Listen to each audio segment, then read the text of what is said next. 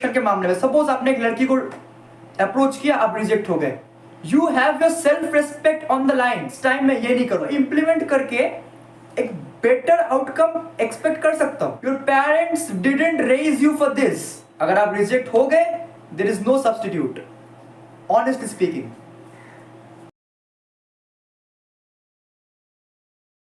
मैं करंटली 17 साल का हूं and I am learning through every experiences I face every day in my life, and also I would like to share all of my experiences and all of my mistakes ताकि आप लोग वो सब avoid करके grow कर सको। So welcome to the channel of Asli Talk, and today is the day 1 of sharing my mistakes and my experiences and lessons as a teenager. So आज का टॉपिक है रिजेक्शंस। रिजेक्शंस हम सब face करते हैं, like rejections in friendship, rejections in sports, rejections from family, everything. So this is something which is universal, which is really common, जो सब लोग फेस करते हैं। मतलब ऐसी कोई बात नहीं है कि मतलब रिजेक्शंस मतलब बहुत ही अनसर्टेन है, लेकिन you need to face rejections. अगर आपने रिजेक्शन फेस नहीं किए तो you can not move forward in life. So आज जो रिजेक्शन का टॉपिक है वो हो सकता है rejection in friendship, rejection in relationship, rejection आपने क्रश को जाकर प्रपोज किया वो हो सकता है, या आपने किसी फ्रेंड या किसी लड़की को अप्रोच किया, आप रिजेक्ट हो गए, वो आते हैं। अगर आपका कोई इम्पैक्ट, ध्यान से सुनो, अगर रिजेक्शंस आप पे इंपैक्ट डालते हैं तो you need to work on it. अगर रिजेक्शंस आप पे एक नेगेटिव इंपैक्ट डालते हैं तो you need to work on it. अगर if you learn through rejections and you learn next time मुझे ये बेहतर करना है, नेक्स्ट टाइम मैं ये नहीं करूंगा, शायद मैं रिजेक्ट हूं फिर से लेकिन मैं ये गलती फिर से नहीं करूंगा, तो there is nothing wrong with it. अगर आपका माइंडसेट ये है कि मैं रिजेक्ट हो गया तो मैं नेक्स्ट टाइम ट्राई नहीं करूंगा, that is not the right approach. The right approach is कि मैं रिजेक्ट होऊंगा और मैं उससे सीखूंगा कि what went wrong, what things I should have done right. तो नेक्स्ट टाइम मैं उनको इंप्लीमेंट करके एक बेटर आउटकम एक्सपेक्ट कर सकता हूं। And also at the back of my mind I will not expect much कि हाँ ये मुझे एक्सेप्टेंस मिलेगा ही।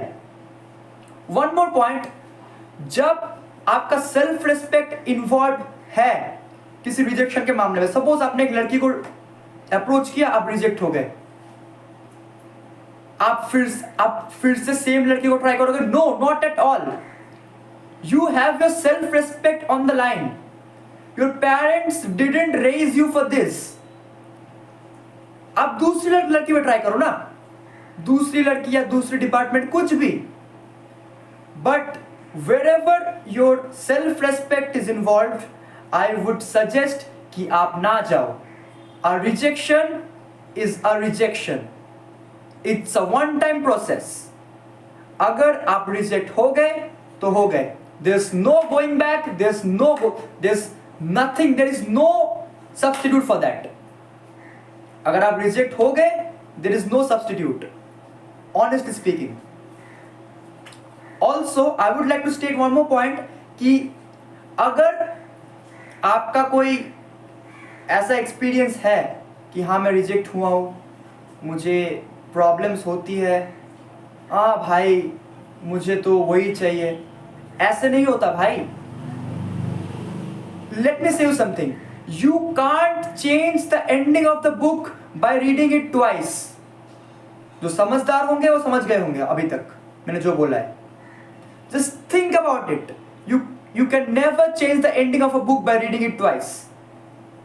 आप अगर मैं रिजेक्ट हो गया तो एक परसेप्शन बन चुकी है उसके दिमाग में कि हाँ ये बंदा ऐसा है, मुझे ये नहीं चाहिए। First impression is the last impression. When your self-respect is on the line, you can't compromise that. So, I hope it helps. and also I would be back with some other videos which might help, and let me know in the comments कि आपको ये video कैसा लगा.